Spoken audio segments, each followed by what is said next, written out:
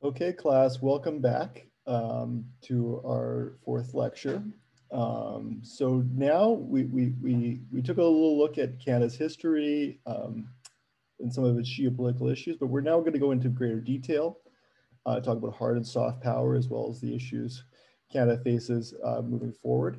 Um, so we're going to start by discussing Canada's hard power. Um, so uh, it's important to, we were discussing before kind of the issues that from Canadian history, its demographics, and the issues it's faced from the 90s until today. So um, we discussed the problems with the United Nations and the Security Council in the previous part, its environmental issues, as well as other issues that it's faced geopolitically. However, despite these limitations, Canada is one of the major economic, and in many ways, it's shown itself to be a formidable military power as well. So it's an economic and military power in some respects. Not, it obviously lags behind the great military powers of the US, for example, or China or Russia. However, Canada has shown its military strength in various forms. We see in this slide the McDonnell Douglas CF-18 Hornet jet in the Canadian Air Force, which was introduced to the Canadian Armed Forces all the way back in 1982. So these need to be replaced because they're very old now, and the purchase of new jets will be the largest purchase in Canadian government's history when they decide what they're going to replace this plane with. And it's produced quite a bit of debate over the last 9 years or so, whether it'll be replaced, for instance, by the US Lockheed Martin F-35 jets, or the European Eurofighter Typhoon, or the Swedish Saab JAS-39 Gripen. So this major purchase of new weapons for the Canadian Armed Forces also has geopolitical implications. Some preferring the one with the United States because of compatibility with U.S. security systems, et cetera. So we can see here that these massive military purchases also have these geopolitical consequences or implications, right, on partnerships, on relationships between the states, et cetera. Okay, so when we're talking about Canada's hard power, we can point to various features of Canadian foreign policy. So Canada is a member of NATO, the North Atlantic Treaty Organization, an intergovernmental alliance which was developed in 1949 at the dawn of the Cold War as a security umbrella protecting Western or liberal, often quasi-liberal states against the Soviet Union. And it continues to this day to shield this same group of states, and it continues to expand. We see here these debates about bringing states such as Ukraine into the NATO alliance. And it's designed to shield states from the possibility of geopolitical threats from modern Russia, which is often the news today, presently in the news, as well as China in the 21st century, which are the kind of major geopolitical rivals to the Western liberal states, it's often called the liberal international order. Canada is also an alliance with the United States within NORAD, the North American Air Defense, which protects North America from provincial aggression, the North American territory from protection. Canada also spends 1.4% of its GDP on the military. So this is 92nd in the world as a percentage, which is not a lot. However, Canada also has a higher GDP than many countries. So that means even though Canada percentage-wise spends far less than many states, it still contributes a lot because Canada has a large GDP. So even countries that might contribute a larger percent-wise would still not contribute as much funds to their military apparatus as the Canadian state because of the relatively higher GDP. Canada, as we mentioned before, has an aging Air Force. However, it still has often participated in NATO campaigns providing air defense For instance, it participated in the Kosovo conflict in the 90s. It also participated in the 2011 military intervention in Libya, creating the no-fly zone above Libya, so rebels were able to overthrow the Gaddafi government. And it's also participated in the mission against the Islamic State in Syria in 2014. So these foreign military missions are done with international coordination and in participation with its NATO allies in a combined effort. Canada also has a limited navy, a limited naval capacity, and needs to upgrade this technology. It currently only has about 4 submarines, and only 3 that work currently. So it's not what's called often as a blue water navy. And a blue water navy refers to a navy that's able to project power far into the ocean in the blue. So it's often called a gray water navy. That's only able to protect the gray waters that surround its coastline, right? So Canada lacks naval abilities beyond its kind of coastal defense. This is not necessarily a bad thing, considering how vast Canada's coastline is and how much territory it needs to protect. That being said, it's not what can be described as a strong naval power. It can't project this power far outside of its territories, as many what are blue water navies are able to. You know, the United States is a clear example.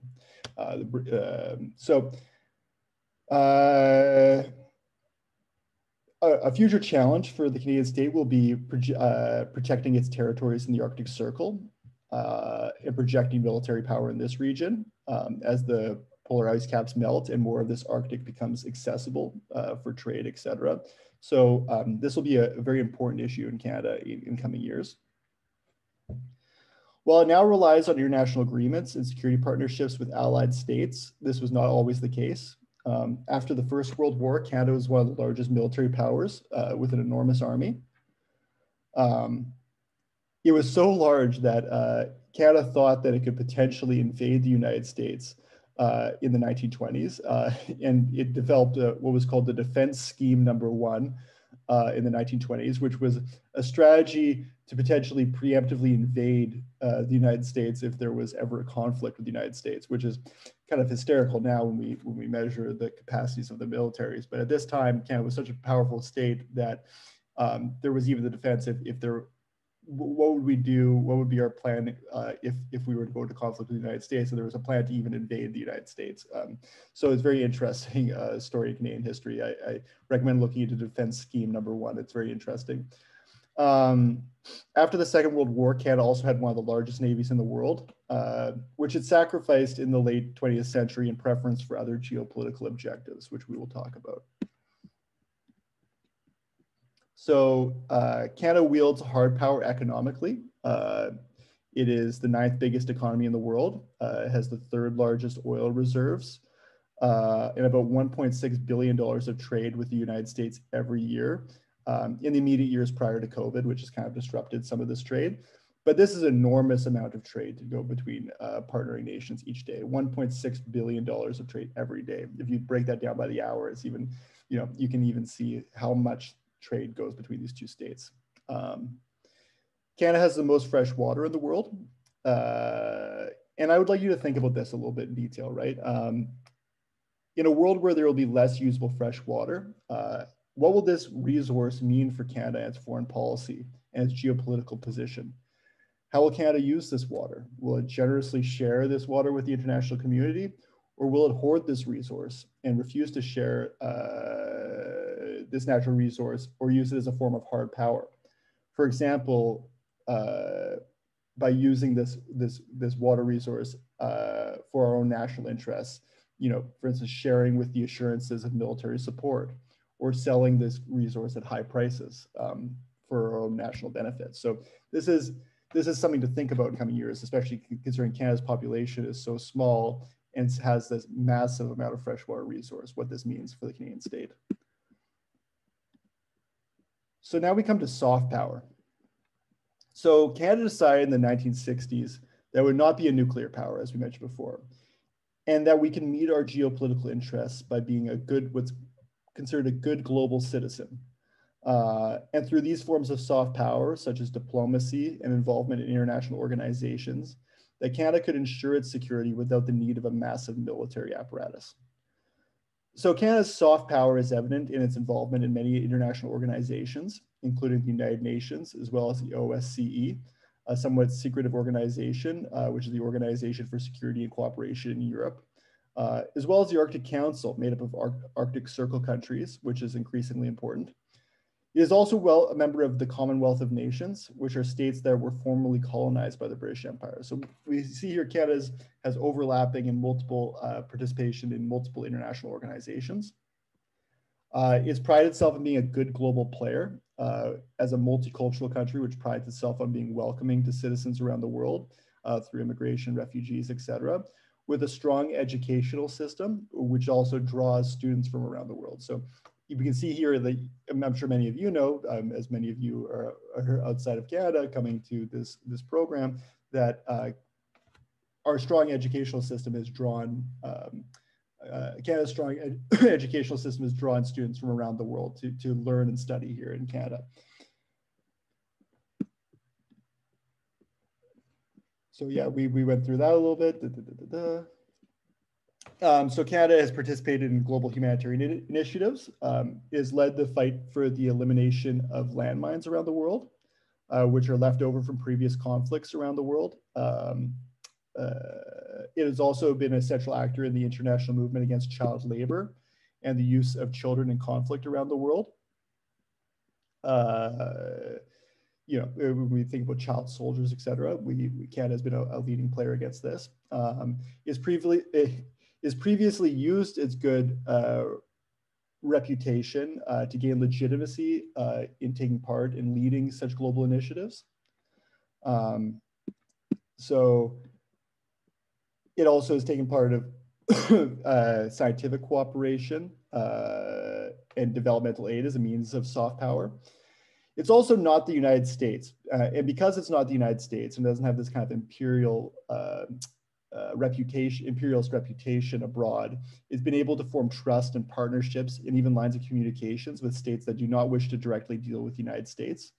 Such was the case during the Cold War.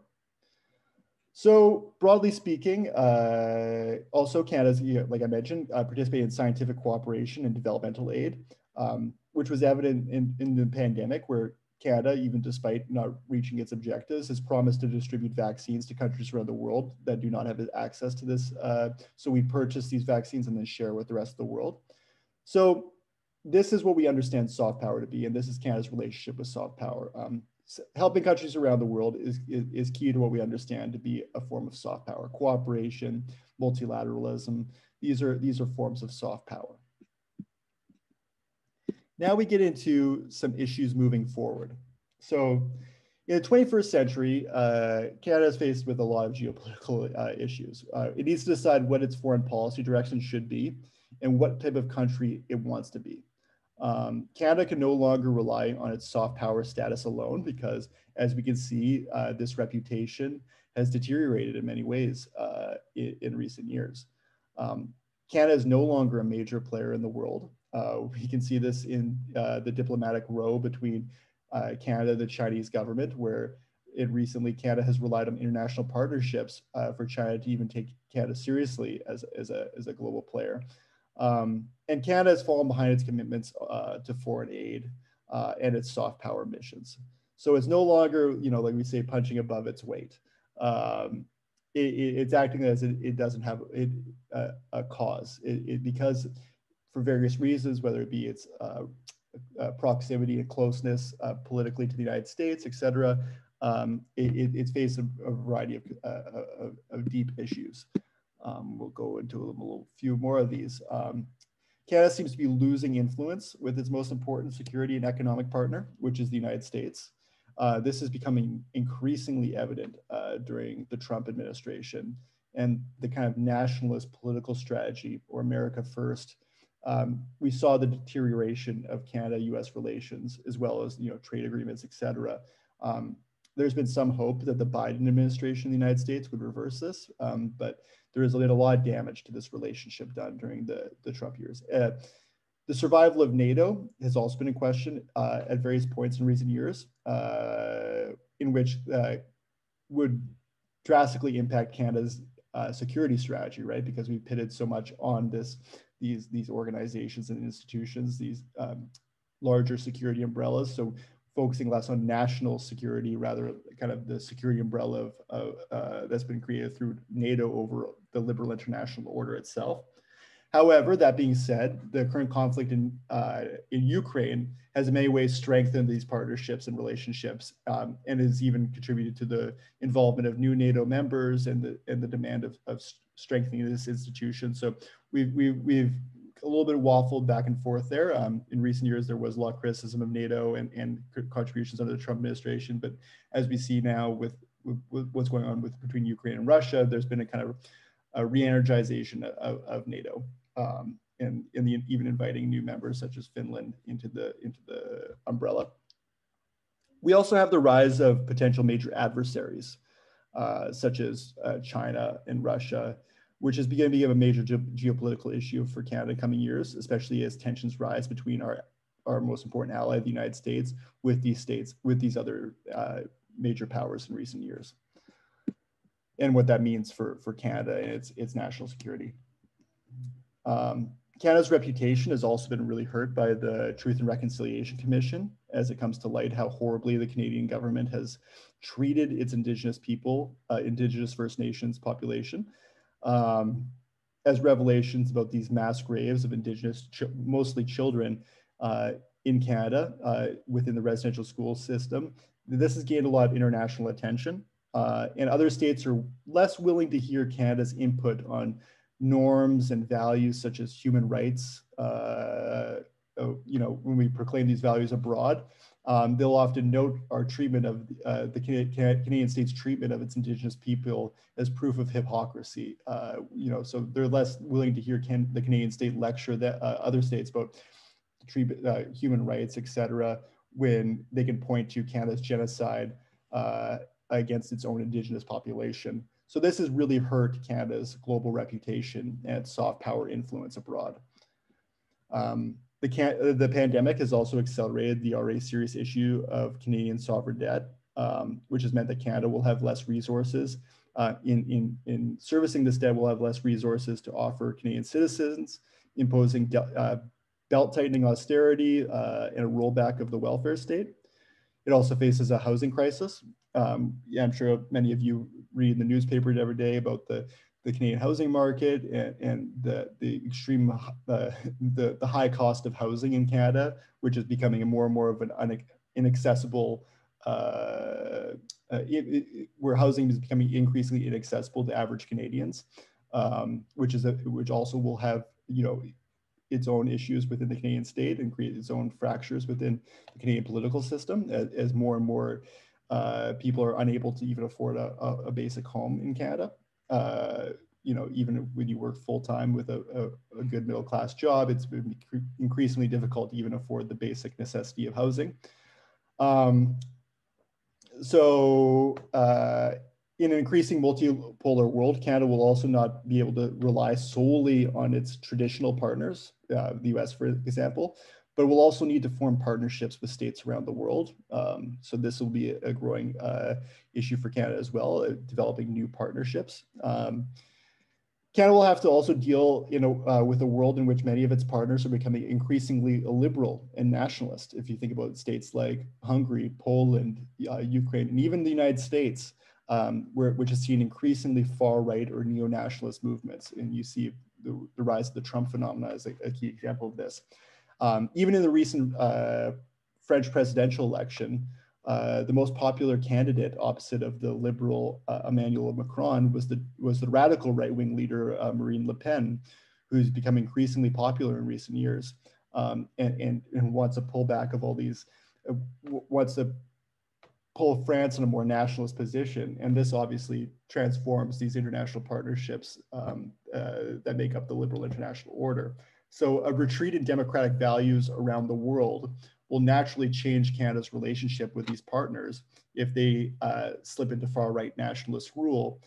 If Canada wants to stand by its proclaimed values, that it's, multiculturalism, liberalism, et cetera. If it wants to stand by these values, it will have to readdress its relationships with its partners if they slip into these kind of nationalist or illiberal forms of political rule. Global warming, climate change, Arctic sovereignty will all be massive, major issues in coming years. And the recognition of Canadian waters in the Arctic has been a major contested international issue between Arctic states. All the states that make up, that have some state claims of sovereignty in the Arctic Circle. Canada's commitment to refugees, as there are increasing international conflicts abroad, will become an even larger issue domestically as well. We see this in the current conflict with Ukraine, the massive amounts of population displacements, et cetera. And Canada's duties to help this as these conflicts escalate, how much the Canadian state can contribute to providing for refugees, et cetera, will be a growing political domestic issue. Canada's international responsibilities as a country with lots of fresh water, as we mentioned before, and a very small population, this will be a reality that Canada has to grapple with as well, and think about how we're going to deal with this reality of being such a small population with all these so rich in resources. Some things I want you to think about while watching the videos and doing the reading this week, which I've put on the blackboard. How much soft power does Canada really have? How will climate change affect Canada's role in the world? Should Canada attempt to gain more hard power, particularly the Arctic? What is Canada's reputation around the world? How can we change it? How can the Canadian state change it? What are the ways in which the Canadian state or any state can deal with these issues of reputational damage? These are things I'd like you to all think about. And the media assignment. So a reminder that the media assignment is due at Friday, 6 p.m. Must be submitted through Turnitin. You must use APA format and cite all the sources you use in the APA format. So read APA format, because many of you have lost marks by not following APA format precisely. And that includes an alphabetical bibliography, et cetera, or a list of references. So you must alphabetize that as well. You must attach the honesty statement to the end of the assignment. A failure to do so will mean a failure. It's crucial to copy and paste this page from the assignment and put it in the same document as your submission to Turnitin. I will not accept this form through email again this time. Submitting this form will impact your Turnitin score when you submit it, but I will take this into account as I look at the assignments. Like, if everyone submits the Turnitin form, there will obviously be some Turnitin score that shows that you have similarity to these other assignments, but I take that into account when I read your assignments. You must use quotation marks on all direct quotes. And if you paraphrase, you must also cite at the end of the sentence. So you must cite and use quotation marks for all direct quotes. And if you paraphrase, you still have to cite. You have to use the citation at the end of the sentence. Watch your punctuation and grammar. Many of you have had issues with punctuation and grammar. And read the paper aloud to make sure your grammar is correct. And look at examples of, as you read it aloud, it'll become very evident what doesn't flow properly, right? So read your assignments aloud to yourselves, or even to a trusted friend to see if it makes sense, right? And please do not plagiarize in this assignment. Just make sure that you're doing everything you can to make sure that you are not plagiarizing. And read the instructions very carefully, including the word requirement. Reiterating the questions does not contribute to your word requirement. The title, etc., this does not contribute to the word requirement. Make sure you pull out all the kind of fluffy language that doesn't add anything to the analysis, just overly descriptive language, etc. That doesn't really, you want to make sure that all the things you're putting in the paper are informative. You don't want,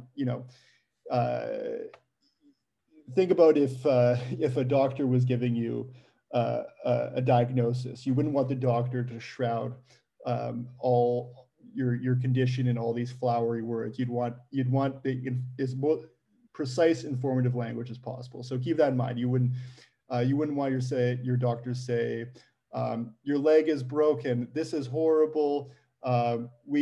Broken legs are terrible. You just over and over reiterating kind of redundant statements. You kind of want it to be as precise as possible so you get all the most important information, right? So keep that in mind. Remember, the topic you pick for the media assignment must be related to geopolitics. You don't want, I don't want to hear about the Johnny Depp Amber Heard trial. I don't want to hear about, things that are not related to geopolitics, celebrity gossip. It has to be related to geopolitics, concerns related to geopolitics. Remember, there's a series of questions. You must pick 5 and go into detail on those 5. And you must be sure to use the proper number of media sources. So read the assignment very carefully. That being said, that's all I have for you this week. I wish you all the best of luck in your assignment, and I look forward to speaking with you again next week. Thank you all for listening, and I hope you have a wonderful week. Take care, everyone. Bye-bye.